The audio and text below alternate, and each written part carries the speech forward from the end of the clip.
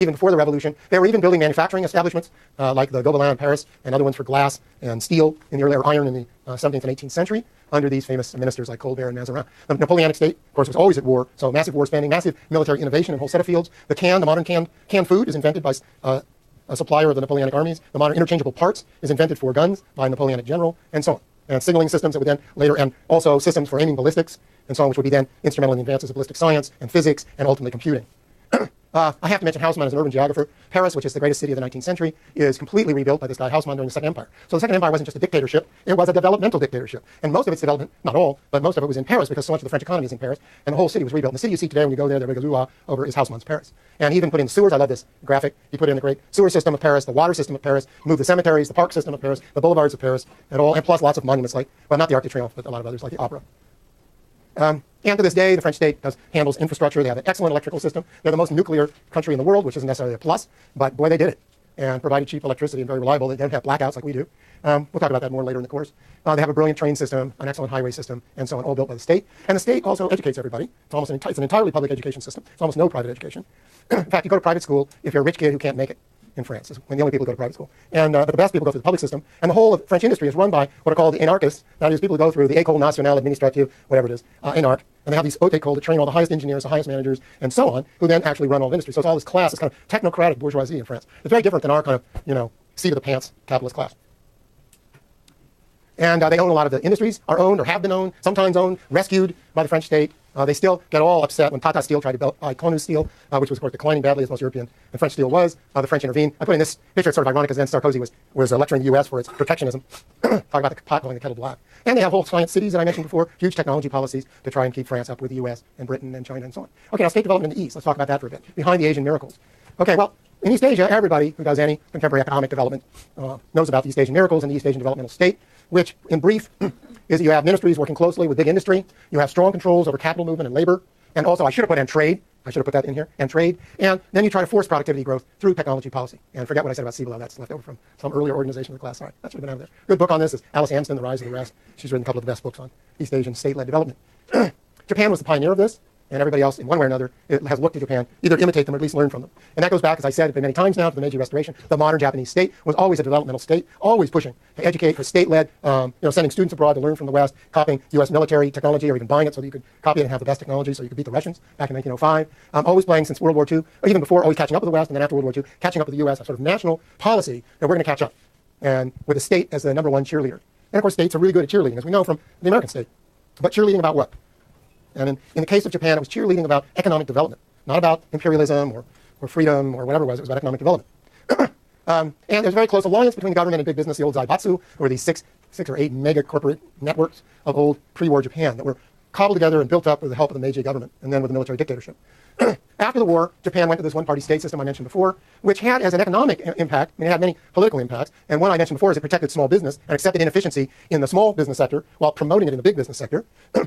Whereas in the U.S., we're always we have this view that small business will always be the source of tomorrow's big business, which is often true. But we have a very different view of this, about startups. In Japan, a much more split view that the big corporations will develop modern technologies and industry, and the small business will keep people busy, keep them working as a kind of social welfare, social support system.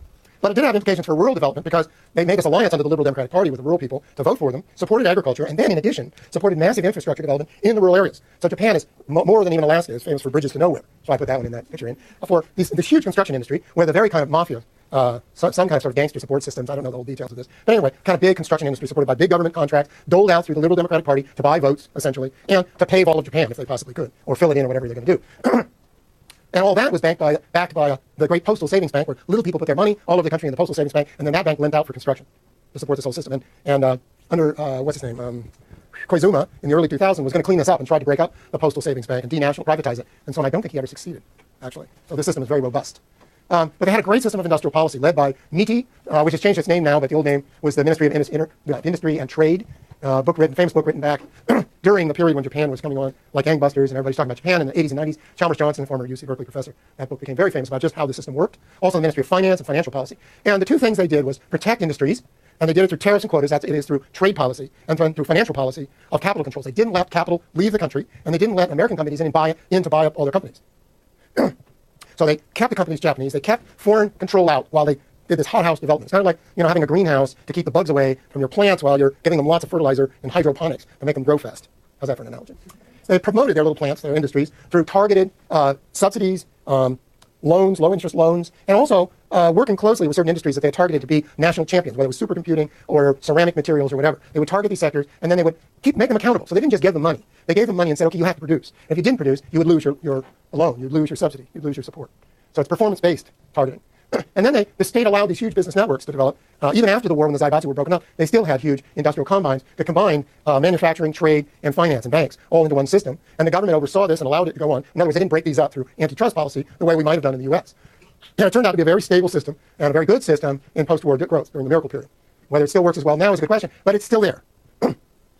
Some people call these keiretsu or gurupu, but anyway. And there are some companies that are outside the system, but it's still a very strong system, and it's very much, the state provides an umbrella for it. Korea and Taiwan followed very much in the Japanese model. The colonial legacy was very strong there. Also in Manchuria, which under the Maoists, under the revolutionary period, was Manchuria that was the greatest center of Chinese industry. So because Japan had invested and developed a lot of infrastructure and factories in Manchuria during its occupation. So anyway, Japan had conquered Taiwan, Korea, Manchuria, put in a colonial system which was very developmentalist during its period of expansion before up to World War II, before it lost its colonies. It also put in land reforms that helped kill off the old landed classes, the old oligarchs, and that made it easier for these countries after Japan was gone after the war to have a developmental state that was progressive and not just run by backward landed elites. They developed, of course, under the U.S. Cold War umbrella. I'll say more about that in the next lecture. U.S. military spending was a huge injection of money and capital into these countries on the East Asian Rim, as it was into Europe, into Germany especially. And this export-led model, which is crucial to the East Asian development miracles, was supported, as I said 2 lectures ago, by the willingness of the U.S. to be the consumer of last resort. So the U.S. would buy their products even when it meant we were running a trade deficit. They also, Taiwan and Korea, kept their ties to Japan. So when they were first developing, they did a lot of subcontracting to Japan in Korea, for example. And the Korean companies would then take apart the Japanese products that they were supposed to be making, and they'd figure out how to make them. And they wouldn't just make them. They'd figure out how to do it, and also how to do it better, and then patent that, and then go on and start doing it themselves. And they managed to become even better than the Japanese at shipbuilding, at steel making, and a lot of electronics. Taiwan was less imitation of Japan, but they did buy a lot of equipment. They did get Japanese investment and so on, and ultimately some technology transfer. This, by the way, is still going on in China to this day. So Japanese investment, Japanese technology, Japanese subcontracting, could you pay attention? Japanese subcontracting are really important to the development of all of East Asia to this day. And the details of that I won't go into, but when we had the surge, I'll just say this, that when Southeast Asia surged in the 1980s and 90s, especially in the 90s, it was because of a change in the exchange rate between the U.S. and Japan. They had cut a deal because Japan was killing the U.S. with exports. So they cut a deal in 1986 to make the yen more expensive and the dollar cheaper. It was called the Plaza Accord. But it screwed Japanese exports. We also were slapping quotas on Japanese exports at that time because Japan was killing our steel industry, our car industry, and a bunch of other industries. So what did Japan do? It started building factories in Southeast Asia, including China, southern China, and exporting to the U.S. from there. Turned out to be a very clever policy, and they did very well by it. But, of course, you had this rapid ballooning expansion from 86 to 96 in Southeast Asia, and what blows up in the Asian crisis, but Thailand, one of the centers of this activity. And then you get the East Asian crisis of 1996-97, exchange rates change again, and blah, blah, blah. But it's all, Japan is very implicated in the development of Southeast Asia and southern China. Taiwan also has a statist regime that allows it to have that post-war miracle that I showed you graphs of several lectures ago. The nationalists, when they were defeated by the communists, flee to Taiwan, put in a new regime, led by a military regime. It's a very pro-capitalist regime, and it's also very tightly run by one party, the Kuomintang, the KMT, under a kind of dictatorship of Chiang Kai-shek. But at the same time, so they're going to have this strong state, which is going to start developing Taiwan, often looking towards China and a rivalry and military development and so on. So the big industry ends up under the state. Meanwhile, they have to have a land reform because they moved into this country that they didn't own. They had a lot of unhappy soldiers and unhappy people because they lost the war. So they did a massive land reform. They also kicked out a lot of the old landowners in Taiwan who were still around and put soldiers onto the land. So to this day, you have a lot of small property. And that opened up a whole other sector of small industry. It took a long time to get a democratic opening, but they do finally get it in the 80s and 90s. Same in Korea. So you get this kind of dual economy of a state-owned heavy industry doing refining, chemicals, ships. Not so much, well, they do some ships, yeah. And then a small firm sector, which is doing those things like toys and clothes and shoes. You get extremely good at it through these small family networks. And then when mainland China opens up, Taiwan jumps over to mainland China and starts building its factories and expands all these sectors into mainland China, including things like toys and small industry, sort of low-tech stuff like toys and clothing, high-tech stuff that they've been developing under their technology policy with sending students abroad, this Kinshu Science Park outside Taipei, and also some of their big heavy industry they would offshore.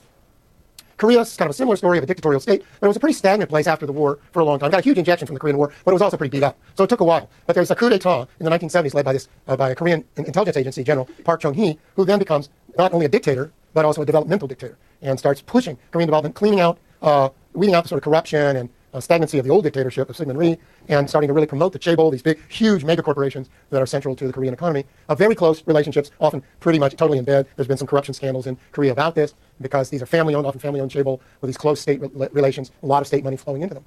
But Again, they used performance standards, although these were cozy relationships. They were also relationships with performance standards. So you had to produce. And produce they did, and they became brilliant at a lot of products, like steel, ships, electronics.